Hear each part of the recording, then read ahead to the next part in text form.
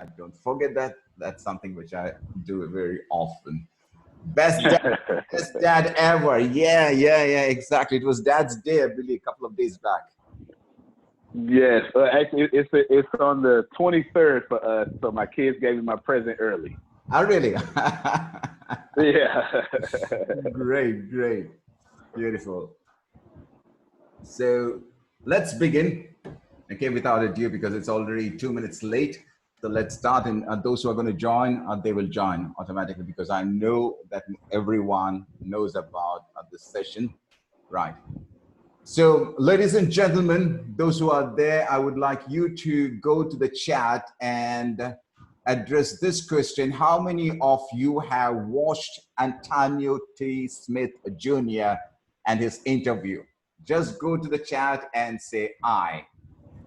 Just go to the chat and say I. How many of you have really watched his interview? Great. How many of you would love to ask him the toughest question, type 2? Type 2, those who want to ask question, direct question to him. Good, excellent.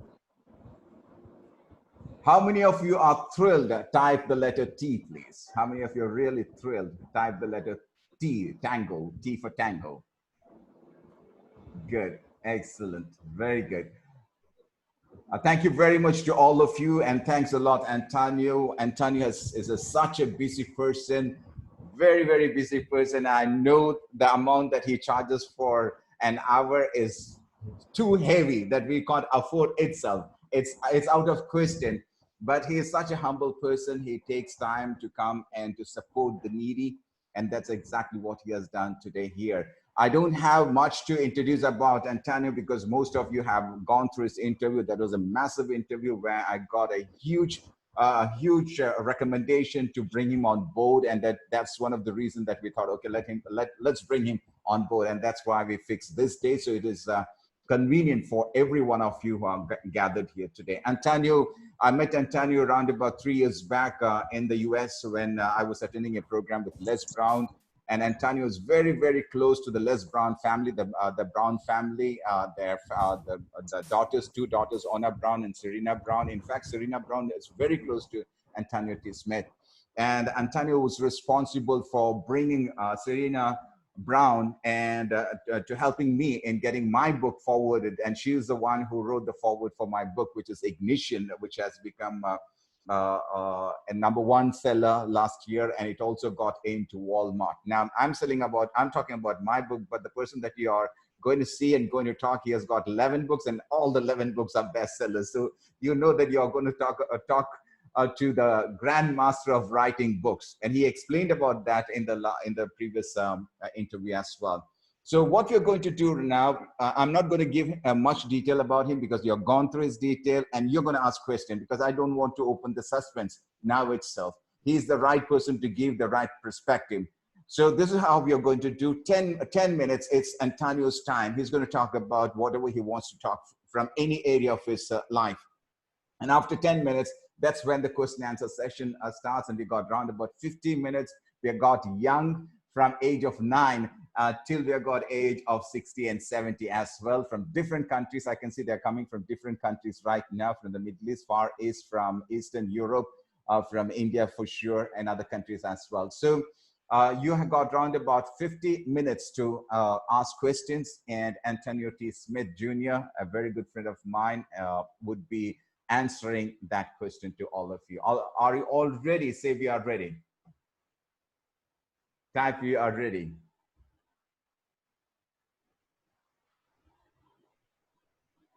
Good, beautiful, that's lovely. Good, from different countries you got, from Middle East, from Far East, from Eastern Europe. Good, excellent. Antonio, it's yours. The stage is yours. All right, I sure appreciate you. Thank you very much. He said you get 10 minutes. What I'm gonna do is give you half of that back because I'm actually excited about the Q&A and the tough questions. I saw so many number 2s. I can't wait. So instead of taking 10, I'm gonna take 5, and I'm gonna just do 1 point. I think the advantage that I have over most people is that I don't think I have an advantage over most people. And I think that's really where my strength comes from. I, like Socrates, I think I'm the dumbest person on planet Earth. So I just consistently ask questions after questions after questions. I'm consistently questioning every single thing about anything that is happening and anything that is occurring. So I'm very excited about those things. And from all of that, here would be my one message to tell all of you and set the stage for the questions that you're going to ask. And that stage is set simply by move. That's really my message, like move. When you are dumb like me, when you're not smart like me, you are too ignorant to recognize failure.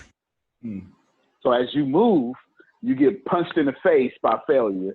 The universe smacks your plan around. You say, you know, I'm going to be a millionaire. And then the universe goes, no, you're not. Get that out of here.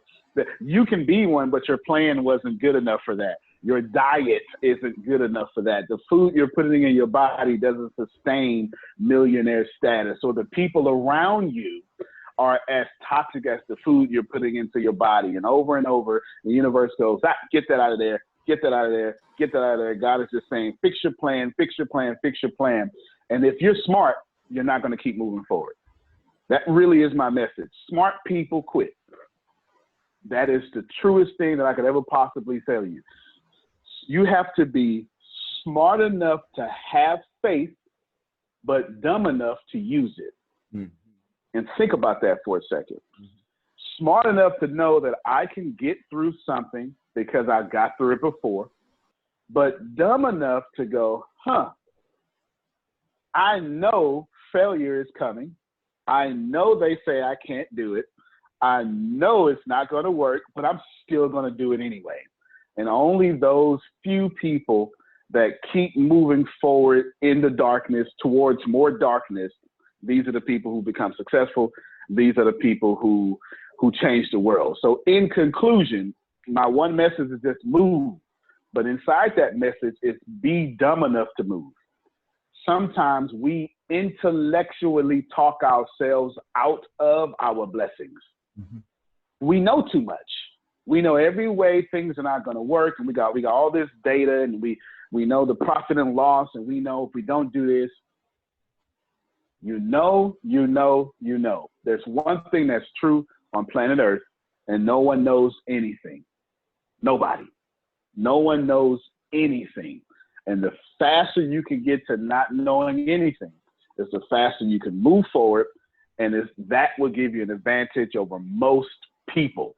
Move forward, don't know anything, and don't stop no matter how intelligent you are, and your intelligence says stop, don't stop, keep moving forward. So that's my message. Hopefully that was 5 minutes, and we can jump into the Q&A. Great. Thank you very much. Thanks a lot. That was so powerful. Sometimes in life, you have to see yourself as a person who is smart enough. At the same time, you need to balance that, saying that I'm stupid enough or dumb enough so that I can move forward. I know that there are a lot of mistakes and errors that we're going to do. I know that it's not clear, but still I have to move. I need to get pushed forward. I may fall down, but still I have to keep on moving. And the whole thing that Antonio put in this 5 minutes is that keep on moving. If you stop, once you stop, it doesn't mean that you're stopping. In fact, you're moving backward because the world is moving forward. And that's the truth, because if you stop learning today, that doesn't mean that you're stopped learning today, but the world is moving forward. Automatically what happens, you're moving backward, you become outdated. So if you want to move forward, you need to be stupid at sometimes, because only stupid people, they ask questions which are stupid and learn after stupid questions. And that's the beauty. This is something that I've seen in leaders. They don't become stupid for their entire life. When they feel that they don't know a question, they are stupid enough to ask that question. Yes, could you just tell me what is that I want? And they'll get the answer. And that's how you move. So sometimes in life, I like to play the role of a stupid guy. I like to play the role of a stupid guy. I know that I might get the best answer when I play the role of a stupid guy. Sometimes you can play a role of a stupid guy even to a young. Please mute yourself, Ismail. So therefore, sometimes in life you have to play the role of a stupid guy. Let me go to the question answer. So as usual, Nasreen is there, and Nasreen is one of our number one. I always put a blank spot. Okay, Nasreen, your turn now. Please go ahead. Wow, I always get put on the spot first, but thank you for the opportunity. Hi, Antonio. How are you doing? Hi, Ms. Serena. I'm pleasure to meet you, and I'm doing great. Pleasure is all mine, Antonio. I got a difficult one for you. I was watching your interview, and it quite inspired me to move, as you say. But I've got a difficult one for you because the most interesting and appealing part of your interview for me was your focus on spirituality and how that weaves into what you do and your belief system. And then it has me wondering that you're going after this campaign for President of the United States of America. So let's pretend here for a minute that you're actually giving an important speech at a rally, and you've got to you're deciding to use this strategy as part of getting or garnering support for yourself as a leader for the United States of America. How are you going to do this? What's your strategy for that speech? There's only one strategy. If I had that platform and if I had no choice, I had one option, and let's say I was going to die right after that, separation is an illusion. I think it's the best way possible to raise any money for a rally or connect people, because at the end of the day, there is no separation. Quantum physics calls it entanglement, to where what you do to one neuron here or proton here, it happens over there on the other side of the universe. Since everything was in one dense place and it exploded, however you want to use that school of thought, then we're all still connected. So when we see that we have separation, someone's controlling that thought process. They're forcing me to see a difference between you and I. And when someone is doing that, they're also upholding our losing condition. So if I was at a rally, the first thing I would tell everyone is separation is an illusion. And if you disagree, someone outside of our statement, outside of our rally, is upholding our losing condition. And for me, weaving spirituality into everything, as long as we all know that we are connected, entangled, and life has a great superposition of opportunities and possibilities, then no one can stop us. But when they stop us, and the only way they ever stop us is when we become a hand that has different fingers moving. But when you become a fist, you can take Farookh Sensei's karate lessons, right? His martial arts, and punch a hole through something when you're together like a fist. But you can't punch a hole through something like that, right? You can't do it. So separation is an illusion. That's what I would say. Very difficult question. Thank you. But if I had one message, that would be the message I would die for. Very so powerful. We vote for you going forward. Hey. Thank you. Very, very powerful question. Thank you. Next, who's the next one? There's a good question in chat. Antonio. Yes, sir. Hi, Antonio. I'm Altaf here from Doha. From the Middle East. Altaf, good to meet you. Yeah, Qatar, I mean. How are you doing today? I'm doing pretty good. How about yourself? Yeah, congrats. You're being again dad or first dad. I don't know that. This. Okay. Anyway, I'm so happy being with you and giving us this chance to talking with you, Mr. Sensei also.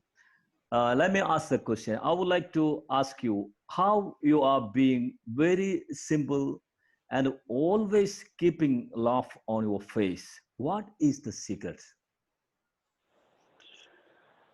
That's like the best question I've had all year. And Farookh asked me something similar to that. I teach so I've got my boys are now 11 and 8. And since they were from birth, I would teach them the secret to life is to be happy. I would teach them this. And what I was attempting to do was simplify the law of attraction and the law of vibration into one simple statement.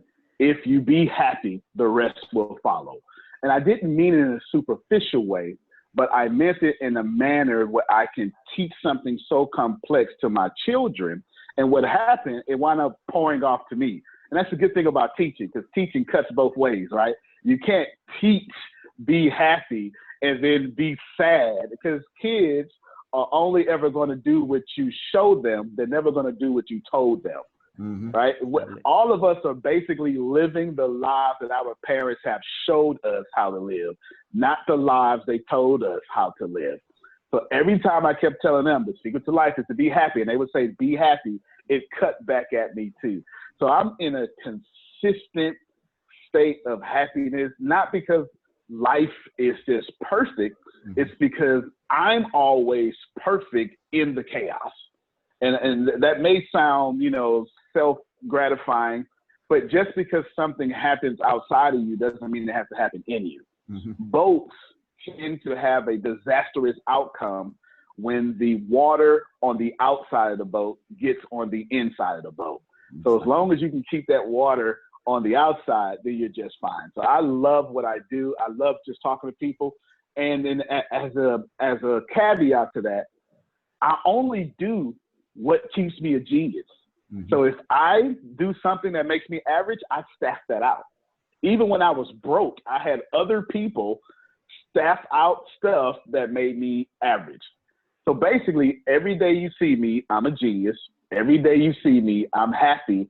And people don't even know it, but that energy is so infectious, because I'm never doing something that doesn't make me a genius, and I'm never doing something that doesn't make me happy, and it's just contagious. So that would be my answer to your question. Yeah, good exactly. question. That was so powerful. Perfect. That was so powerful. So there are 3 lessons that we can take from Antonio's this particular 2 minutes conversation. What he said is, number 1 is, do not let the water into the ship. Very powerful thing, because you are the ship. If the water goes into you, you're going to sink down. You become you become a waste. You go down deep into the ocean, number 1. Number 2 is, 3 times he used the word I am. Did you follow that? Did you watch that? He used I am, and I am. You become what you say that you are. How many of you agree? Say, I agree to Antonio. Come on, type there. I agree to Antonio. He used that word 3 times. I am. I'm a genius. You recall that. He said, I'm a genius. You got it? Because if what you keep on saying, that is what you become. So that's very powerful. You got to keep on telling to your subconscious mind that I'm so-and-so, I'm so-and-so, I'm so-and-so. And number 3, he said that when he broke, still he was with the best. He didn't go with the average. He didn't go with the average. He went with the best. And that's exactly, you have to look for eagles, my dear friend, in your life. You should never go for the chickens, turkeys, and the duck. Whether you're broke, you still have to look for the best of the best eagle that flies and soars up in the sky. Antonio, thank you very much. Next question, was please. Good. That was a great breakdown. Wow. Thank you. Next one. Hello. Yes, please. This is Mohammed Numan from Kerala, India. Good. India. Good. Hey, Nami, how's it going? Antonio, I hope you're doing well. This is great honor to talk to you. Same for you. Okay. My question is a little bit politics. Okay. Imagine that you are President of America, USA. As a leader, what are the changes you will bring in society? Yeah. One of the first things I would do. All right. So let's go back to me saying separation is an illusion. Now, since we think separation is normal, we allow 40,000 children a day around the world to die from starvation. I have a major issue with this. And in truth, Naman, we're all guilty, because we have accepted the normalcy of having all this food, but them over there, whatever over there means, them, they are not us, so it's okay. And that is especially true in the West. That's probably far more true in the West than the East, even though we are all guilty. But that is most certainly Western thinking. So one of the major changes to society that I would make is focusing on children dying from starvation at the rate of 40,000 children a day. Now, I don't mean to get on some high horse or some pedestal and say that I want to fix this. That's not what I'm saying. I'm saying when you tell everybody, look over there, there's 40,000 people dying for no reason at all but lack of food. And we all have the resources to do something about that. But we let that continue to happen. If we can fix that blind spot, then we can fix all other blind spots. At least that's how I feel. I feel that if we can stop children from dying from starvation, that just doesn't make sense to me. And equally, and I share in the guilt with everyone, every day we let that happen is another day that we're not in tune with our connectedness. And if we can fix that blind spot, then we can fix every other blind spot in the world, especially those that we see. Absolutely. And here exactly what Antonio was speaking about, the Maslow's law. And the very first thing, if you are able to give the food, then automatically you can take them to the next level. Thank you. Thank you. Farookh ji? Yes, hello. Please. Yes, I have already posted a question in the chat box. Just to spread the so-called happiness among others also. Okay. Just read it to him. No, the chat keeps on moving very fast. So you can, if you have a question, you can just straight away ask it. Just a simple question. Yes. Who is more dangerous, the coronavirus or Mr. Trump? Well, what a great tough question. Well, I'm always lean towards something with consciousness. Okay, I'm always lean towards that. So not a slight to him in itself, because I have no problem with him, because we are connected, right? However, big however, and I'm brave enough to take a stance. Our consciousness is a major issue. As a collective, we have a major issue. So the coronavirus doesn't seem to have a consciousness like us, meaning the coronavirus isn't evolving and creating skyscrapers. The coronavirus isn't buying tickets to Dubai and enjoying itself on a vacation. The coronavirus doesn't go golfing, so it has a level of consciousness that Mr. Trump does not have. Therefore, we need to all watch our response to things that have a lower level of consciousness than us. And if we respond to a virus and let the virus win, right? If it just divides us, I'm not talking about, viruses will do what they job. It's something called a pinnacle theory. The coronavirus is supposed to live out its best life. That's what it's supposed to do. Every carbon-based creature has two purposes. One is to live, and then one is to replicate itself to give information to the next generation. So in theory, the coronavirus is doing exactly what it's supposed to do. However, it should never separate mankind to the point in which we are just at each other's throats. So the answer to that question is, whoever has a higher level of consciousness, they're more dangerous. There you go. That was good, touching, hard question. That was touching without touching. Yeah. Good. Thank you very much. Thanks a lot. Let's go to the next question. Good hello. policy. Hello, Rafiq here. Okay, Rafiq. Yes, please, Rafiq. Hello, this is Rafiq from Doha, Qatar again. Okay. Hi, Mr. Antonio. Hey, Rafiq. Yeah, we are very glad to be with you here. Thank you so Thank much you. for being with us. So, you as a inspirational leader, a social reformer, you are very it's an icon for the people around the globe. So, what has helped you get to where you are, and what advice would you have for others who want to set off in a similar direction? Yeah. I hope you understand me.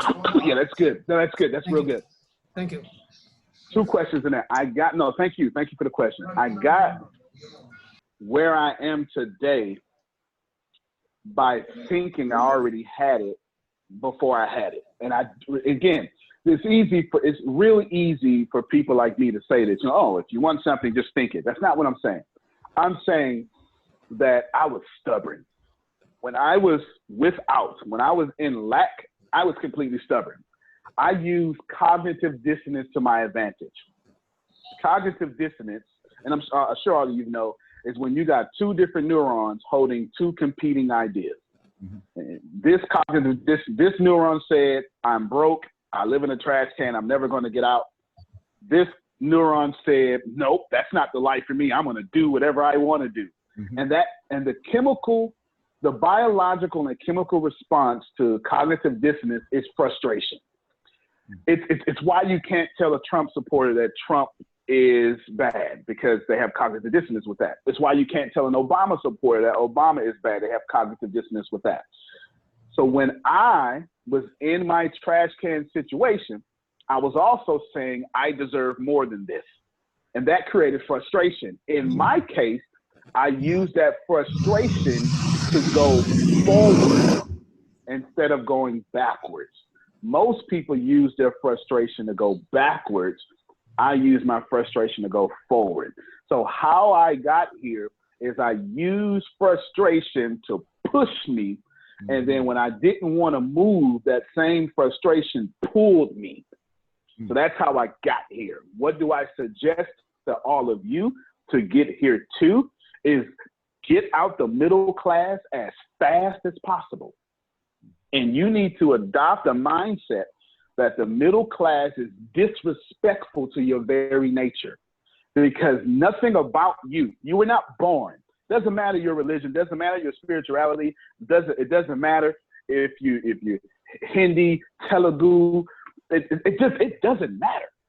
You were never meant to be middle anything at all. Not middle earth, not middle class, not middle nothing. And we have bought hook, line, and sinker that we should be middle, especially America and India.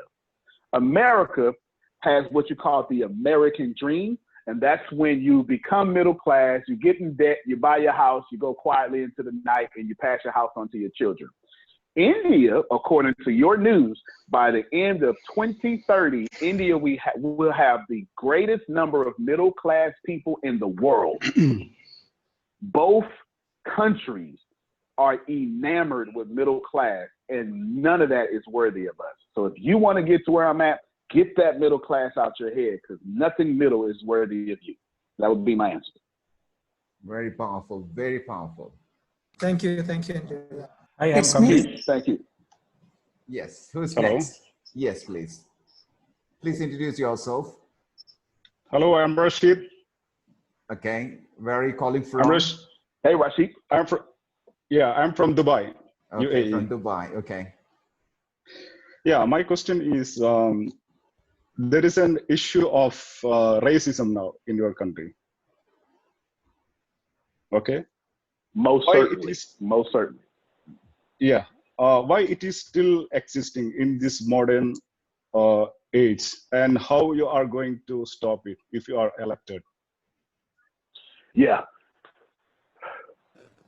Let's build backwards. It's impossible for me to stop it, because it's just not something that can be stopped by one person. So the issues are, the only way to uphold racism is you have to control resources.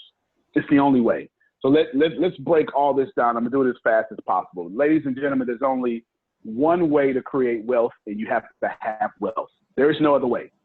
I live in the top 1%.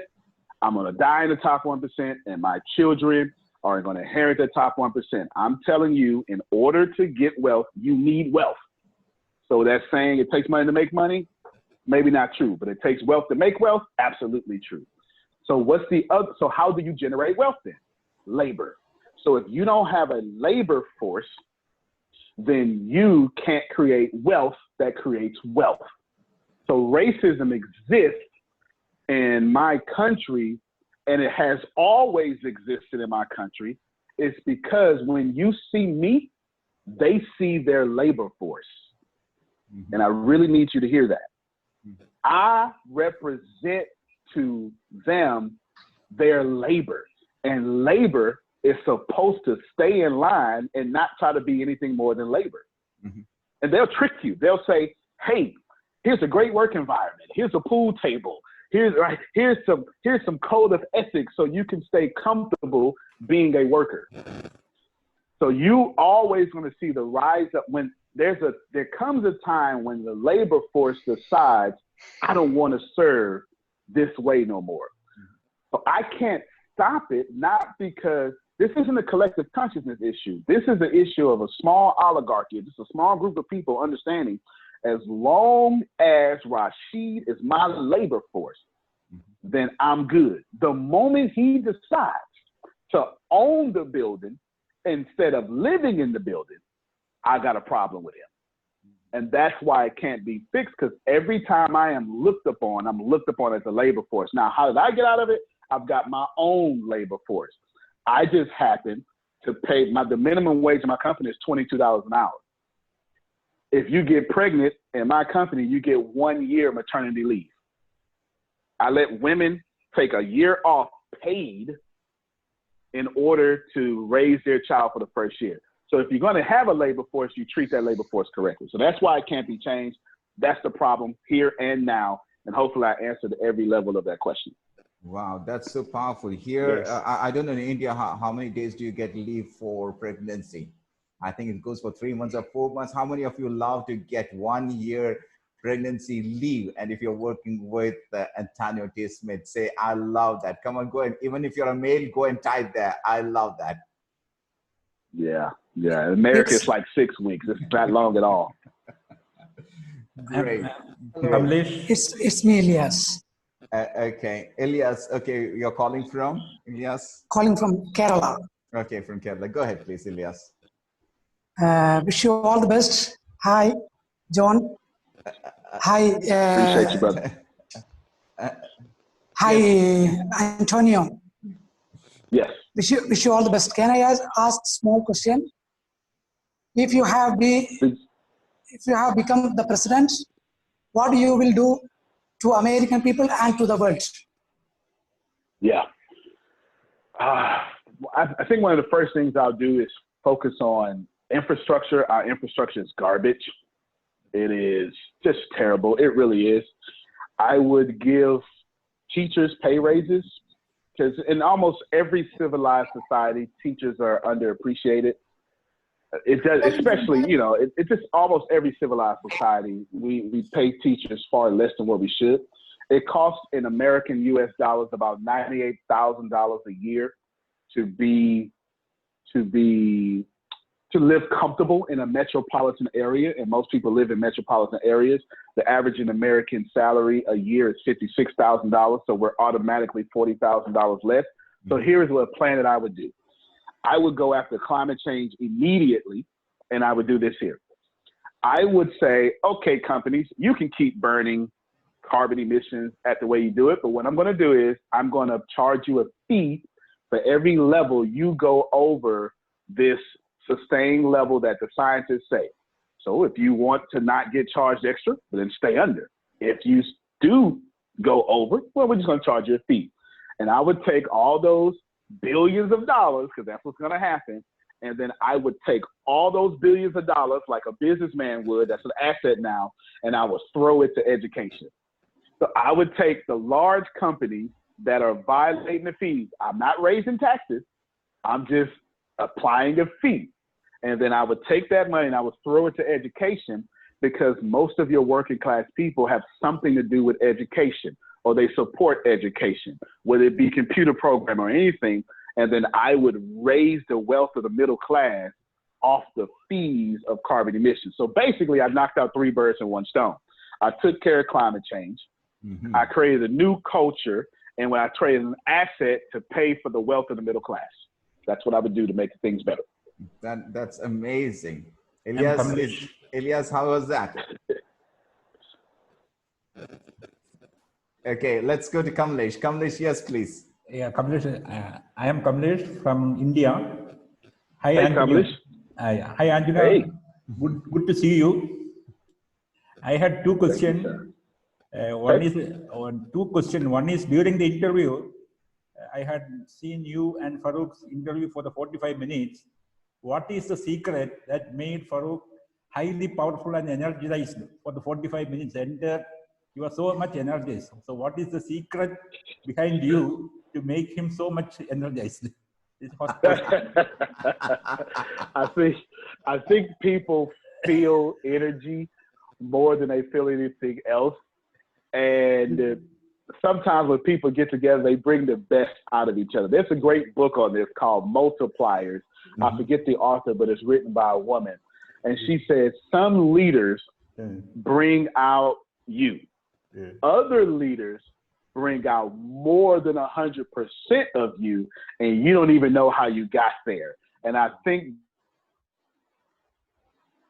out the best of each other, that's far past 100%. So I think that's what you felt in that podcast.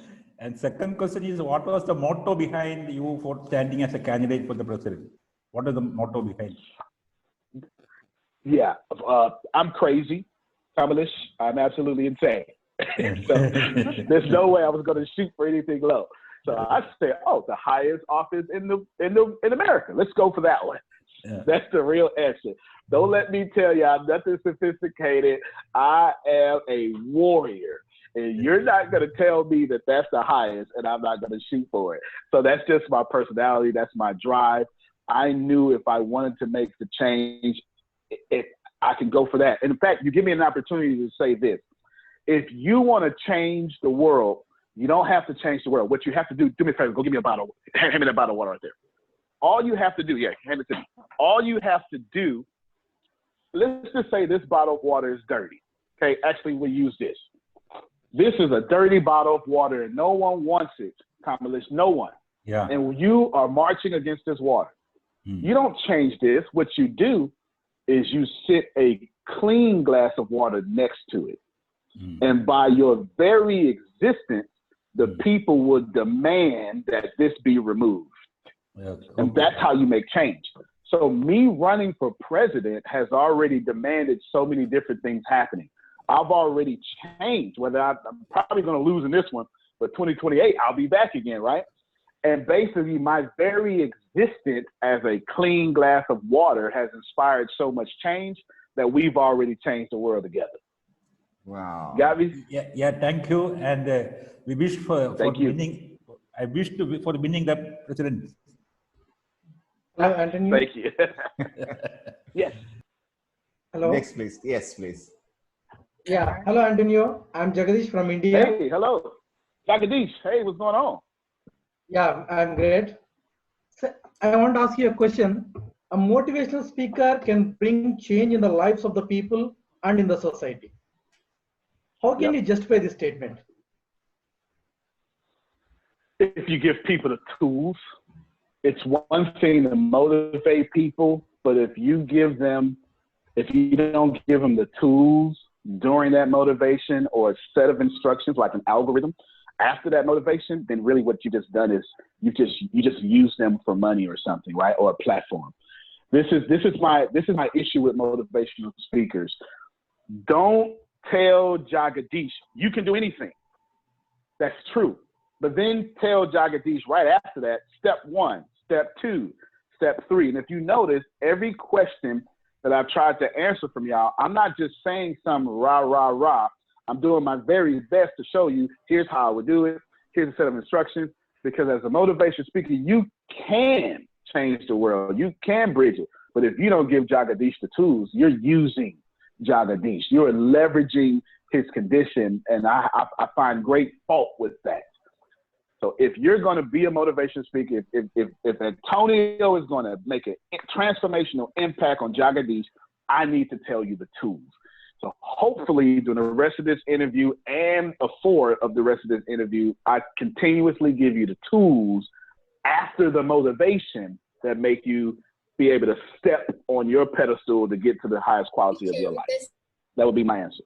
Well, that was so powerful. Always remember, this is something which I always say, that always get the tool. And this is exactly what he's saying. Exactly what he's saying. Don't become the gold, the gold digger, but get the tool for digging the gold. Very powerful. Yes, please. Next. Hi, I'm Munir Amayur from Kerala, India. Hi, Antonio. Can you please Hi, tell me? Munir. I can't hear him. Is he talking? Okay. Can you please tell me what are the major 3 challenges in front of you in order to win the election to the President of United States of America? Yep. So the top 3 challenges facing me are, it's a system that I didn't know was in place. So we've got the money, we've got the support, but the way they do it is you got to have so many donors plus so much money. And it's this wonderful system they set up to where if you don't get at each level, it goes like 6 million, then 12 million, then 18 million. You have to have a certain amount. It's not the money, although money funds all elections. So that's truthfully, it's not votes that win, it's money that wins. As much as bad as that sounds, that's pretty, wherever there is capitalism, money is running the world. Wherever there is capitalism, just don't make no mistakes about it. Don't let no one lie to you. Money is running the world. Someone is doing a behind the scenes deal. So my number 1 challenge is understanding that system. I understand it now, so I'll be better prepared in the future. My number 2 assessment is simply understanding or getting people to understand that left or right, neither are serving you. And that's like the hardest thing that I can get people to understand. The left side of the government, which they would call liberal, or the conservative side of the government, which they would, and that's in all governments, they're not serving us. No one's taking care of the middle class. No one is, as a matter of fact, your governing body doesn't look like you. And that is an issue, right? There's no scientists making laws. There's no engineers making laws, or not that many. We've got politicians and stuff.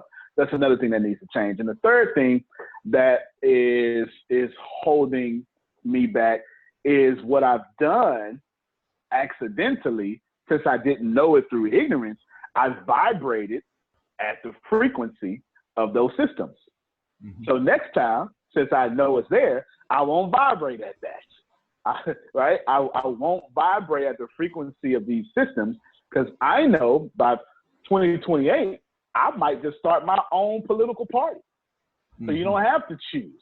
I might just disrupt the whole system in itself and make a viable, legitimate third party of a bunch of conscious people that want change, and then outvote them with our own party. I may do that.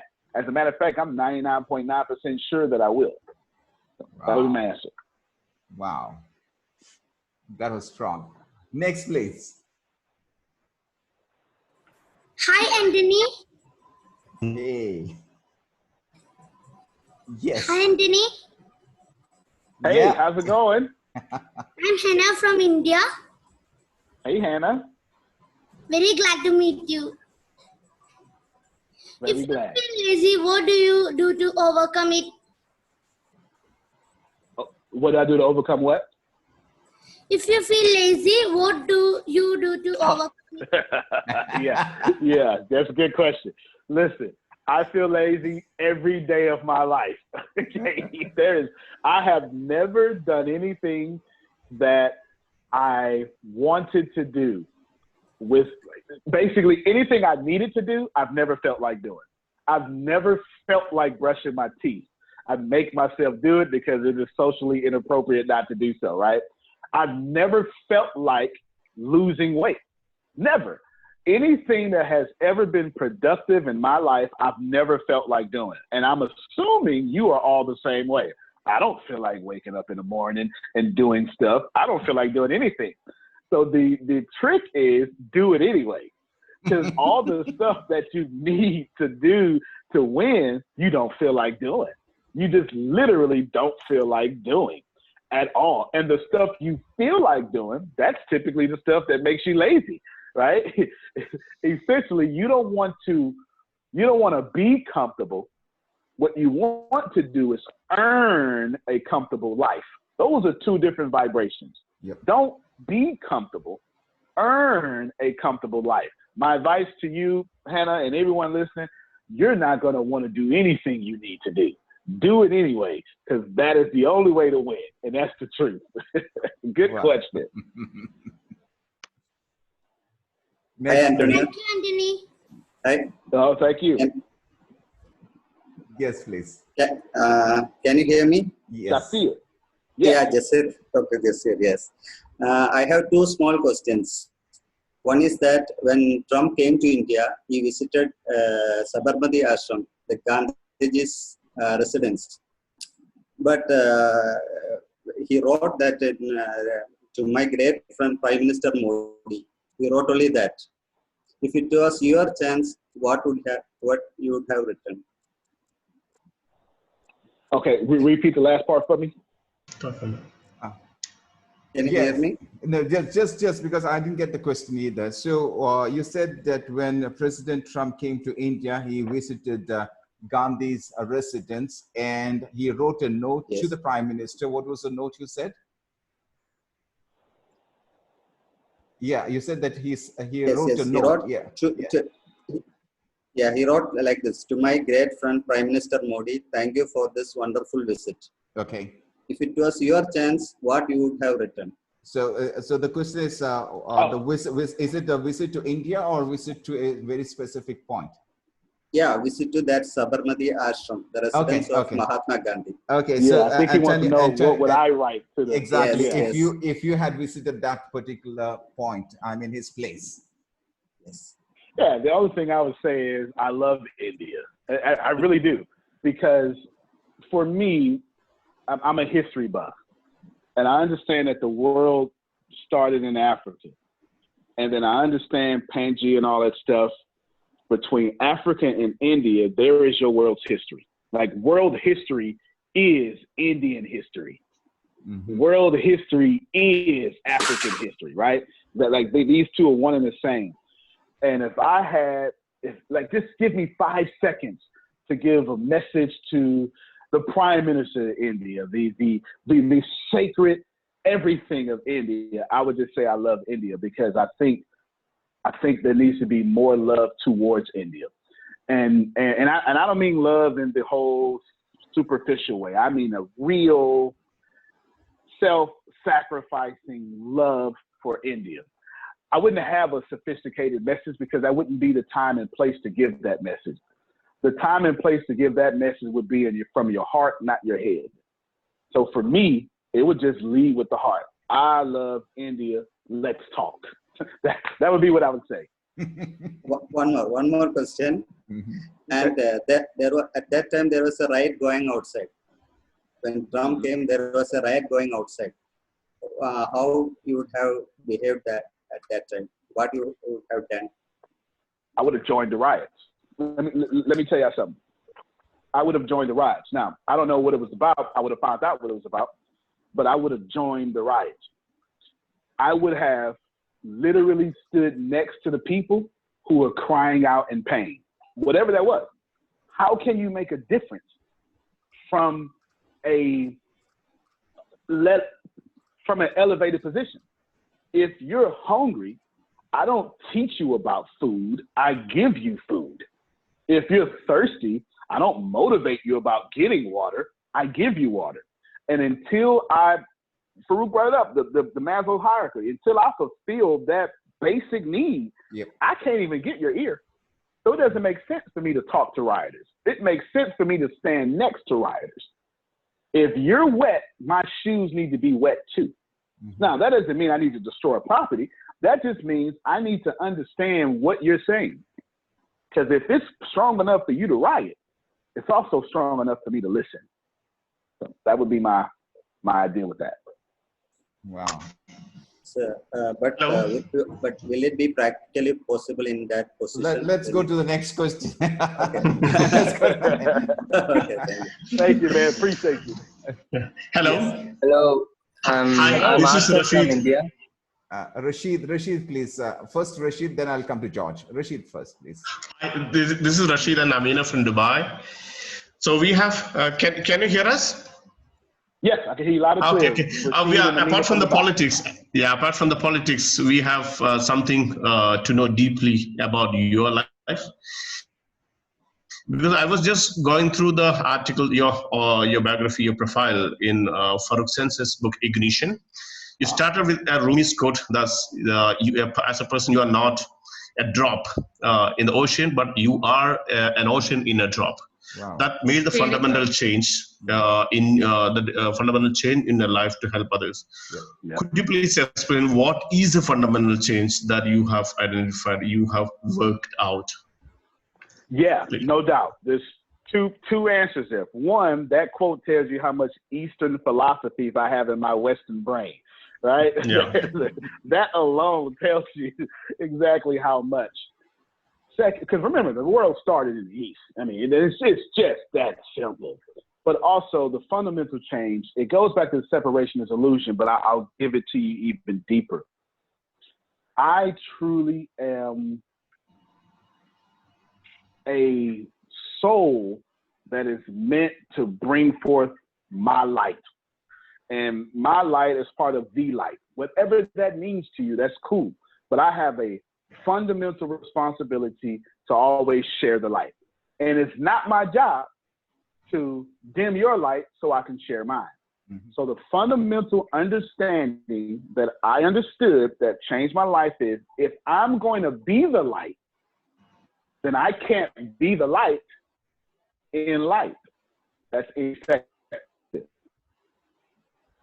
So just desiring to share my light and to be myself, the only way I could possibly do that, Rashid, is to call forth the darkness. And once I'm getting chills just thinking about that. Once I realized that the dark stuff in my life was there because I called it to me so I could be great, everything in my life changed. Everything.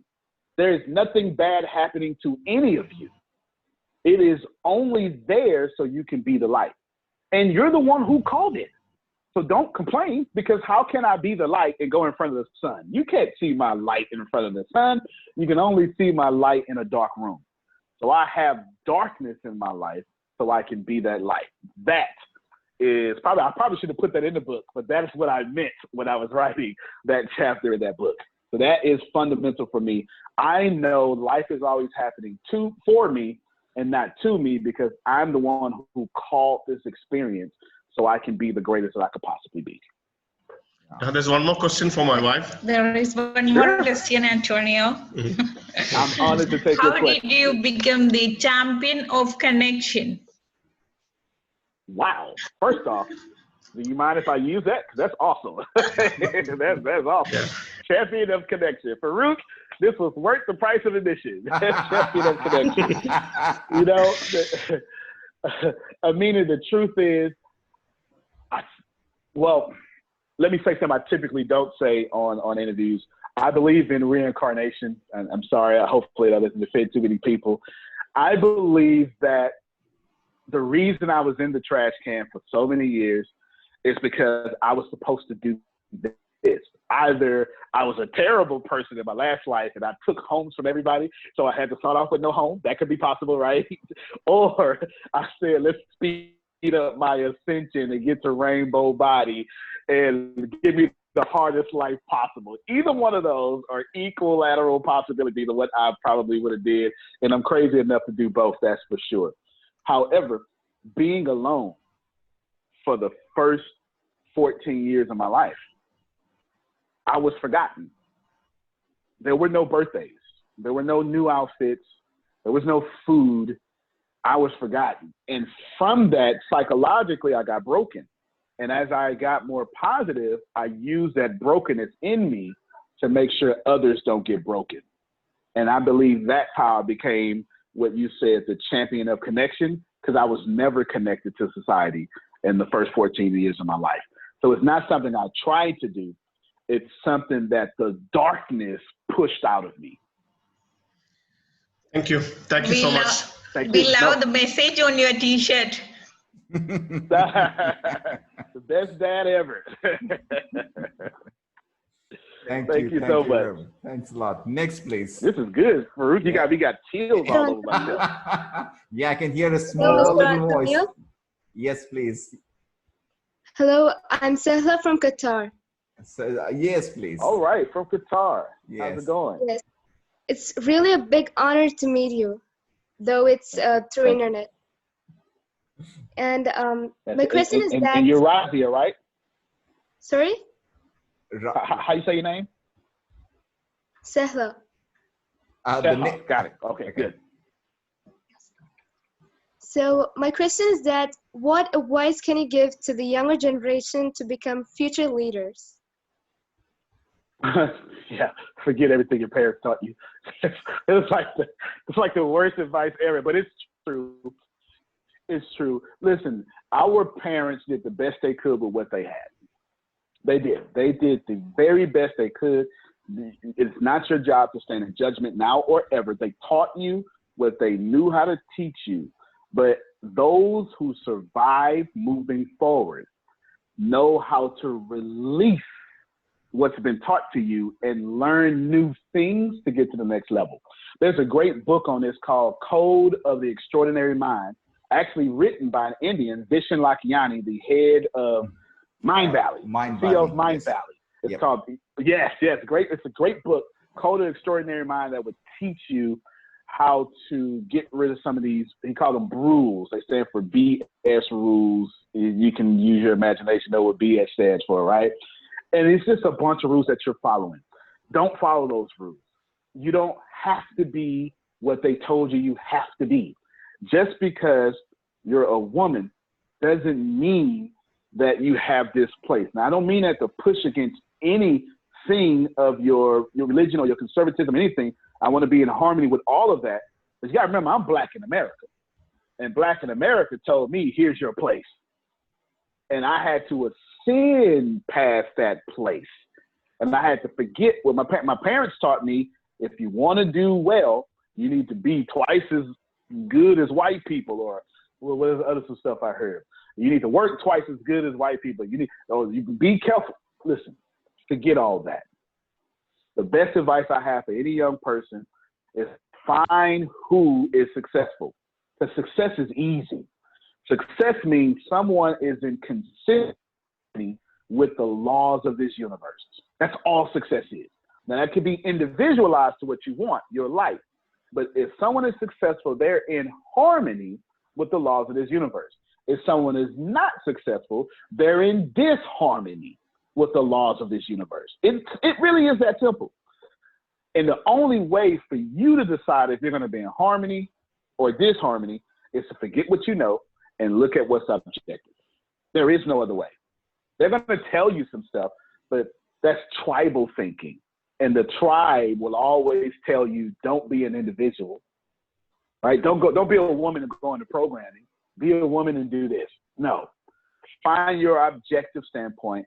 Find what you want and forget anything else and get to those points. That would be my advice to anybody young. That's so powerful. He's talking about modeling, looking at the successful people and model exactly what they do. Right. You will reach where you want to. Right. You've got maximum 3 more questions, please. Time for 3 more questions. Hi, I'm Mujib. Yes, Mujib. Mujib from Riyadh. From Saudi Arabia. All right. Hey. Okay. Saudi Arabia. So my question is, now everybody talking for the success. Everybody needs only the success. How can I make a setup for the mind for the accepting the failure? Yeah. Great question. My answer is going to be extremely weird, but again, people like me, we think prosperity has one voice. Everyone it has one voice. Farookh and I, we say the same thing. We say it differently, but it's the same voice, same words, same voice. It's diverse and jumbled. There is no such thing as failure. That's my answer. There is no such thing as failure. You have never failed in your life. The way it works is failure is just that thing, whatever that thing is, and it's just telling you your plan wasn't good enough. It's just a slightly longer road to where you were already going. And if you cannot internalize failure, you would be successful. So I'm going to tell you two more things. Number one, losing has taught me everything. Winning has only taught me to be arrogant, superstitious, and comfortable. It's the only thing winning has ever taught me. To be arrogant, superstitious, and comfortable. That's winning. Losing made me a millionaire. Straight like that. There's something, and I'm going to assume you all have engineer minds, at least I hope so, because I'm about to go there. There's something called escape velocity. You can't leave Dubai from the ground with your legs because your legs don't generate enough power to have enough velocity to get past the pull of gravity.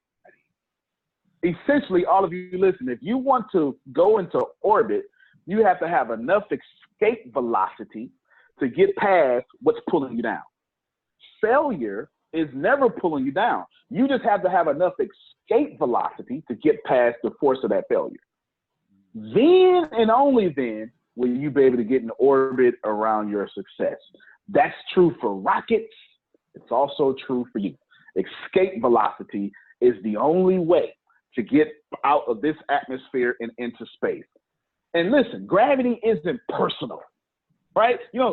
I'm mad at you, gravity, for holding me back. That's not personal. It's just a function of this universe, just like failure. There is no such thing as failure. Hit it hard enough, you'll get to where you want to get, period. Thank you. Hello. Yeah, you're welcome. I told you my answer was weird. Go ahead, sir. Hello, I'm Akshay. Hi, sir. Hi, sir. Hello, I am Dilbert from Kerala. How's it going? I am very glad to meet you here. What would you for education if you are elected as the president of USA? Okay, can you repeat it to me? I can feel his energy and it's powerful, but I missed the question. Yeah, just repeat the question once again, please. What would you do for education if you are elected as the president of USA? Wow, what would you do towards education? I would make education as cool as athletics are. That's what I would do. I would have like a whole educational draft, like school teachers would be treated like celebrities and students would be treated like they are on their way to celebrityship as well. But the very first thing I would do in education is stop teaching y'all general stuff. General knowledge doesn't make you any money. General knowledge keeps you an employee.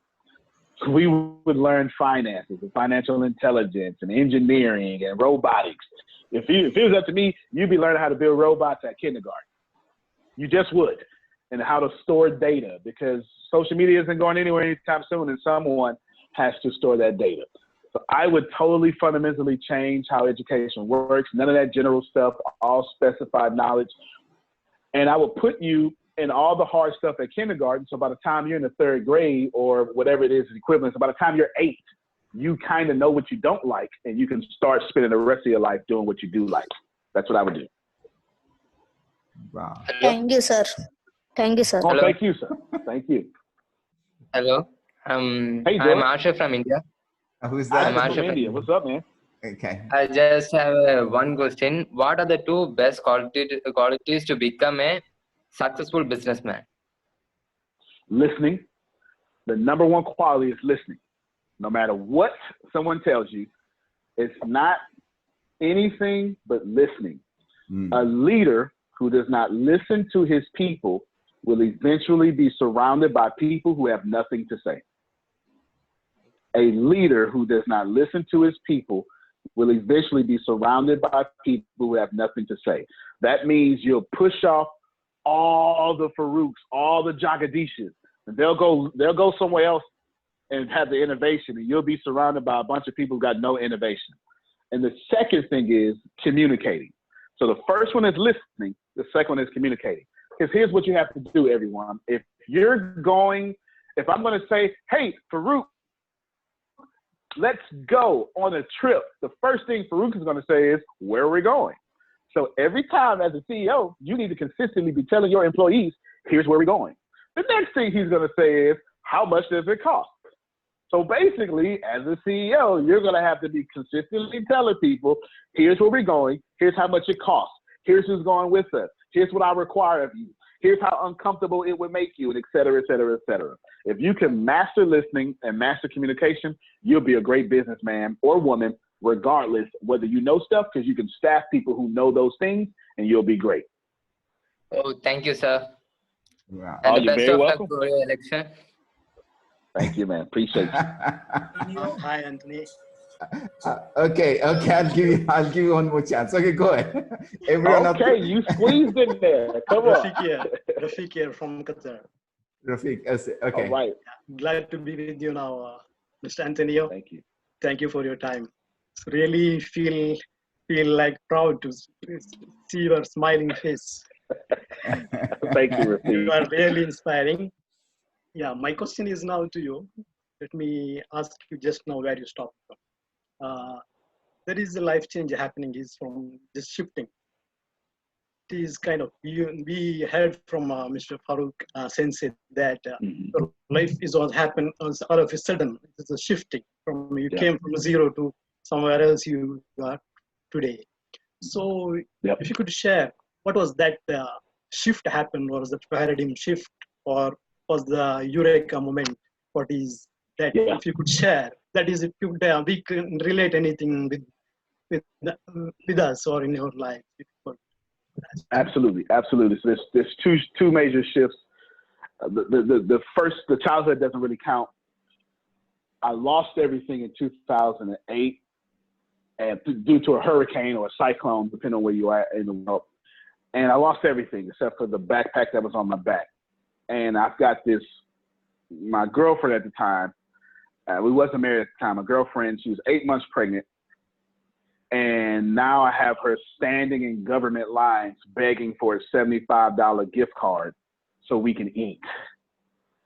That is, and I'm such a man, I'm such a provider, and it hits me. Like, look at you, loser. This is me talking about myself. Here she is with swollen feet, 8 months pregnant, and you have her standing in line so you can get $75 from the government. And right there, I said that'll never happen again. Ever. It will never happen again. I would never depend on anybody to feed me.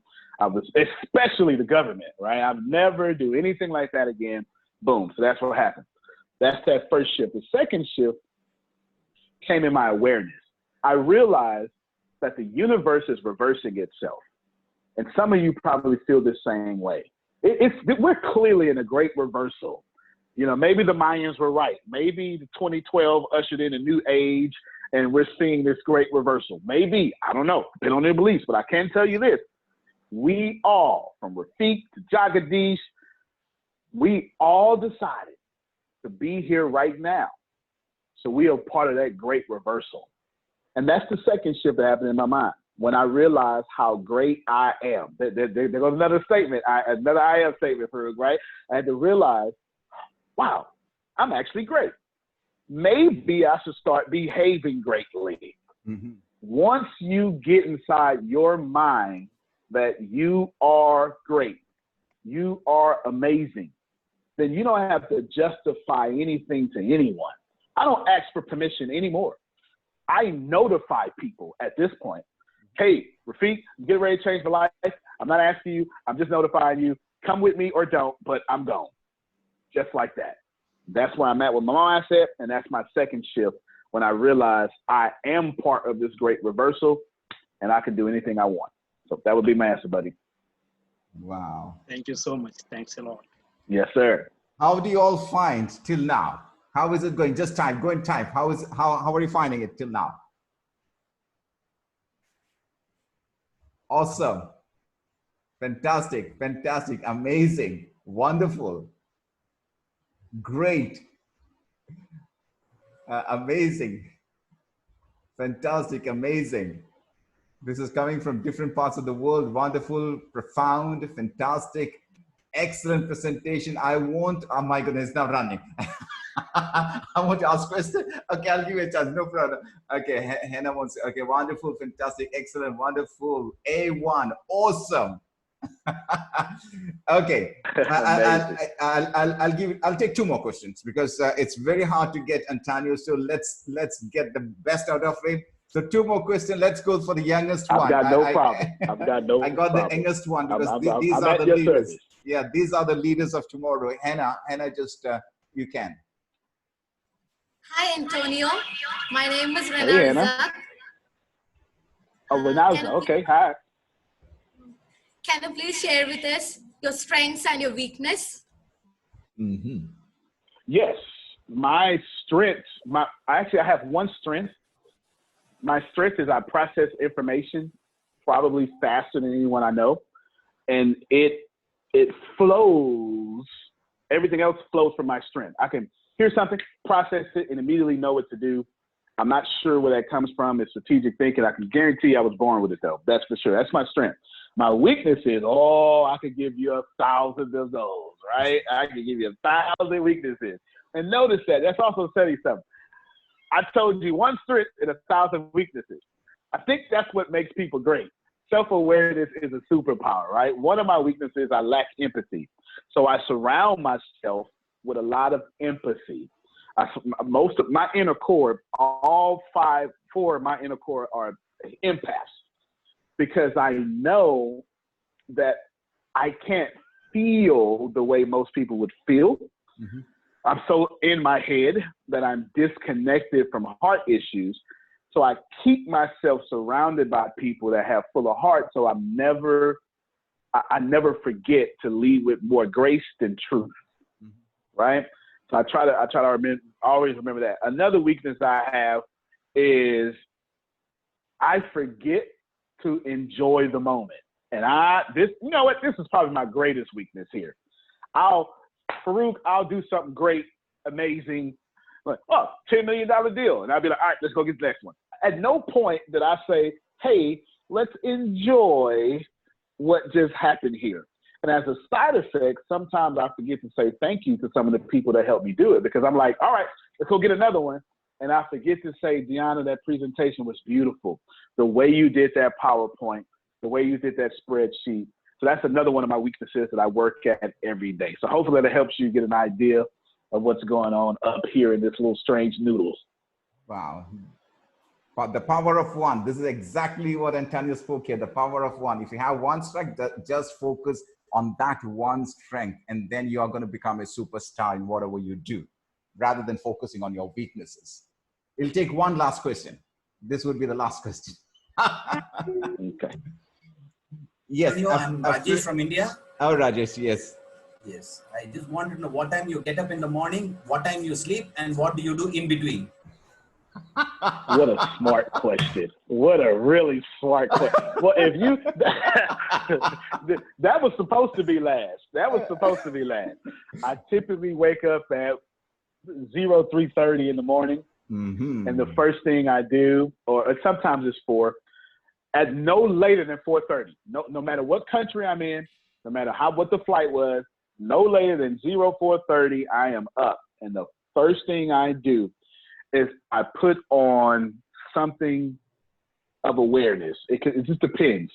It could be Abraham Hicks. It could be Joel Osteen. It could be something weird. Something from any ascended master is always in my ear, if you know what that means, right? Something like that from any great yogi. It just doesn't matter, right? Anything like that, I put that in for the first hour. And it's not that I'm trying to catch my vibration and do right with it. That's not what I'm really trying to do, although that's a side effect. What I'm really trying to do is remind myself I am great. And when I walk out this house, everyone's going to know I am great. That's what I'm really trying to do. I'm trying to walk in this vibration of I am great, come follow me, right? Something like that. I go to sleep typically, if I do sleep, okay, I go to sleep around 11:30 at night, 23:30 at night, something like that, right? So I typically do 16-hour days. I'm not advocating for anyone not to sleep, 16 to 24-hour days. You can do whatever you got to do. As long as when you're awake, you're hitting the ground running. Now, what do I do in between is where the question was smart. Mm-hmm. I set aside for myself 4 major tasks that I'm going to dominate today. Just 4. Just 4. And by major, I don't mean major. I mean these tasks are what I would call life-defining moments. If I was to complete this task, it would fundamentally change my life. Fundamentally, at its most basic level, doing this task will shift the trajectory for the rest of my life. And I pick 4 of those every day. Some days, I don't get a single one done because it's too hard, right? Because you don't really get life-defining moments done every second of every day, right? Some days I knock out all 4. And I want to highlight the intelligence of this question because I'm only ever doing in my day what fundamentally changes my life. Anything else, I just flat out don't do. I don't do anything mediocre. I don't do anything minor. All that stuff on the to-do list, I'm not doing it, or someone else is doing it. And if it was just me, I just flat out wouldn't do it. If I'm going to become a doctor, I'm going to become a doctor while I'm not a doctor, and then float myself to that doctor. So I pick 4 major tasks, and these are life-defining moments. And when I knock these out, I pick another 4 the next day. If I don't do them that day, then I evaluate at night. Should this even be on my list? And every now and then, I say, you know what? I don't like this. It doesn't make me feel good, and I get rid of it, and I put something else. So that's why that question was so smart, because that is exactly what I do. Wow, this gave me a new insight, and just let me explain that what I got from here, because I don't know whether you all have heard about the 4 Ds. That is, one is do, decide, delegate, and delete. That's the 4 quadrants. And now what I learned from Antonio is you pick up the first one, which is the do part, and he puts 4 bullet points there. And let me call that as a 4D again. Dominate, dominate, dominate, and dominate. Anything that can dominate, that's it. So this would be a new concept. I want everybody to draw a 4 quadrant, 4 piece. For the first one is do. The second one is decide. The third one is delegate. And the fourth one is delete. Then go back to the first quadrant and call it as Antonio's, put a title for that, and put 4 bullet points there and call it as D1, D2, D3, and D4. Now this D1, 2, 3, and 4 are standing for a decision that dominates you that day, and focus only on that makes you a different person and moves you to the next level. Is that correct, Antonio? That is 100% correct. That is it. You got it. This is something that we can learn and we can take it to the next level.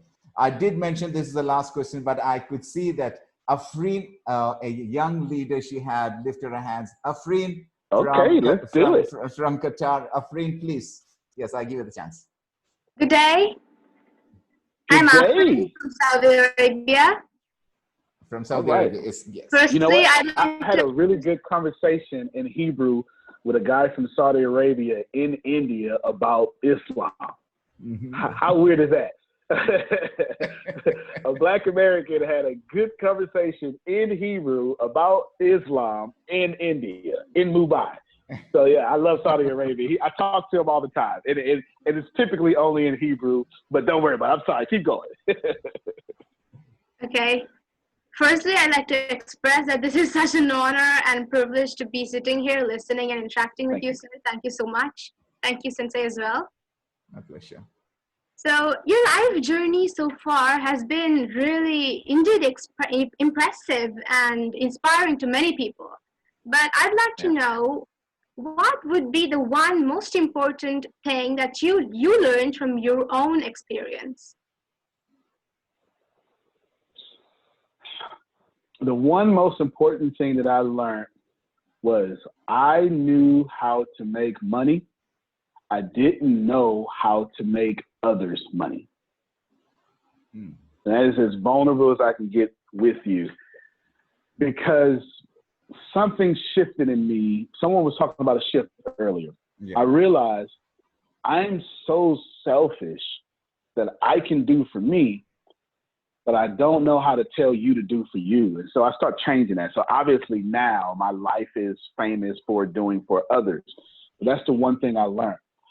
And in the same vein as that, I really can tell you for sure, Afreen, that everyone is a master creator. And I don't get to stand in judgment of that.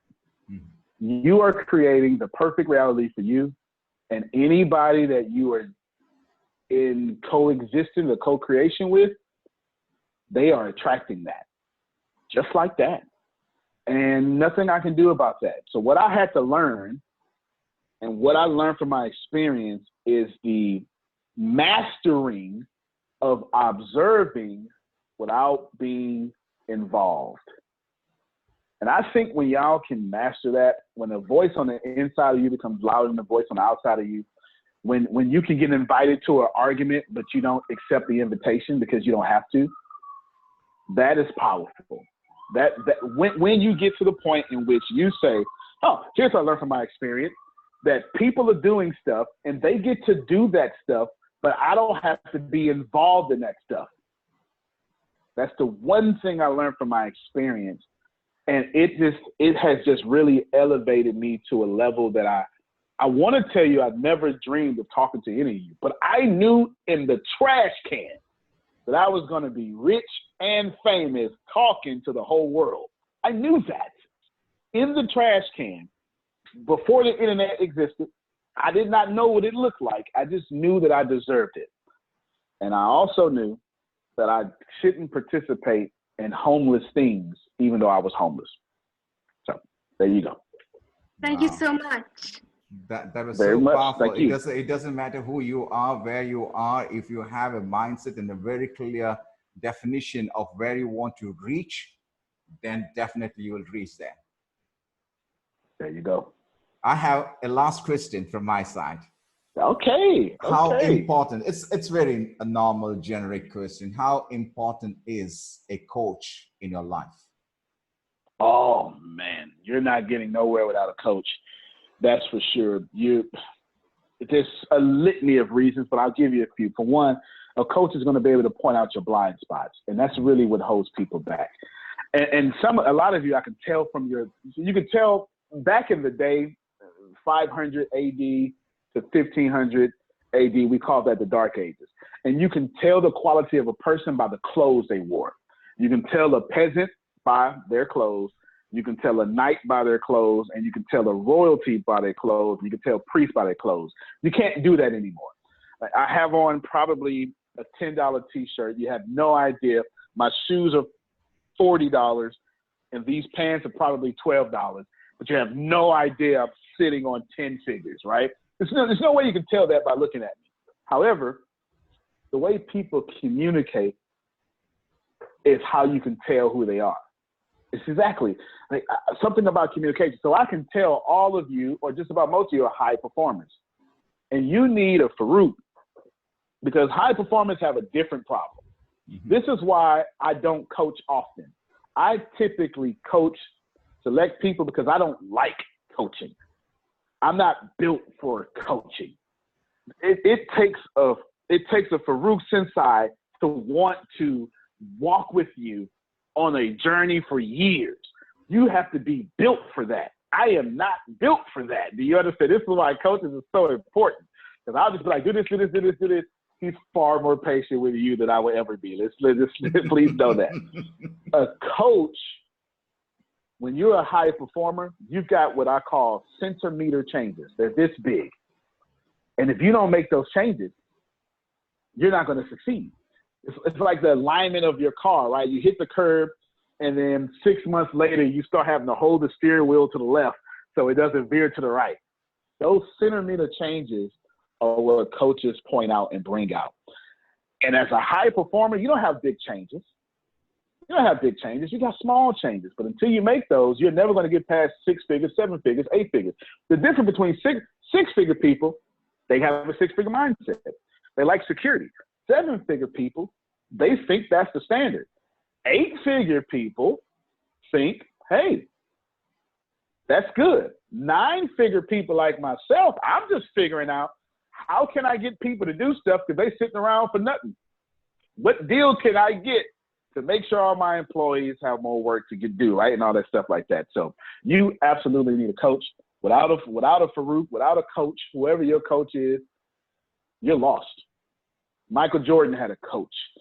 The greatest soccer player, football player had a coach. The greatest American football player had a coach. Without a coach, you're nothing. Your religious teachers, your ascended masters had a coach.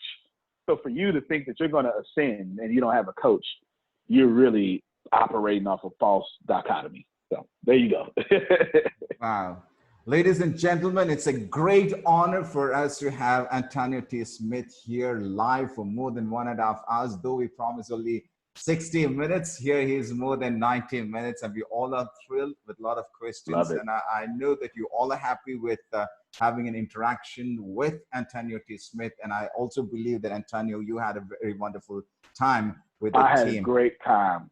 Great time. This is something that you will never learn in schools, colleges, or in the university. You are getting information, not information, but wisdom. There's a lot of difference between your data, then comes information, then comes understanding, then comes insight, then comes wisdom. What you're getting right now from Antonio T. Smith is neither data, not information. It's more or less, it's the insight and the wisdom he's sharing with us. You will never get this from anybody else until otherwise you get directly from a mentor or somebody who has already traveled few steps ahead of you. And especially when it comes to Antonio, he has gone through the downs of his life. He has gone through downs of his life. When he established himself, then comes the cyclone, washes away everything that he had. He had only his backpack with him and a wife who was 8 months pregnant. Just imagine, from ground zero to getting where he is right now. He spoke about the gravity pulls down.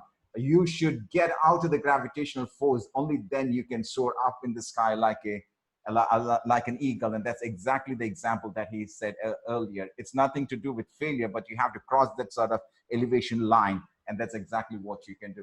Antonio, thank you very much, brother, for taking your time. Thank you, brother. Thanks a lot. And as you all know, I have mentioned this, and I always tell that if there is somebody that I don't call anybody brother, I don't like that.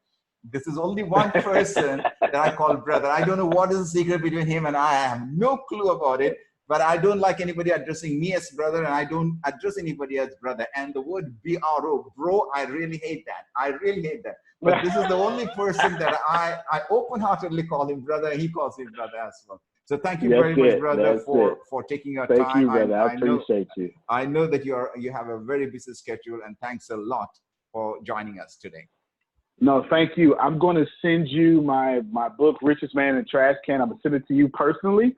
It's 611 pages. I'm going to send a digital copy. Yeah. And then you give it away to anyone who asks you for it. Wow. They can have it. Say, I love you, Antonio. Come on, type everyone.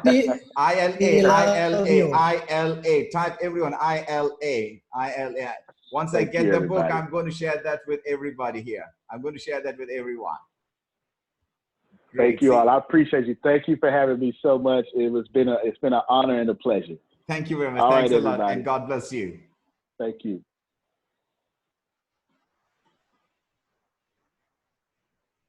Dear team, you can give me your feedback on my WhatsApp. I'll be waiting for your feedback. And based on that, we'll also have the next session, and I'll let you know about it. So give me your feedback on my WhatsApp number. You all take care. I have recorded this session, and I'll be posting the link and sharing the link with you either tonight or maybe tomorrow. But I look forward to your feedback. You take care, and good night. Thank you, Sensei. Thanks a lot. That's very thank you. Good night. Gratitude. Thank you. Thank you very much. Thank you. Thank you so much. Thank you so much, Sensei.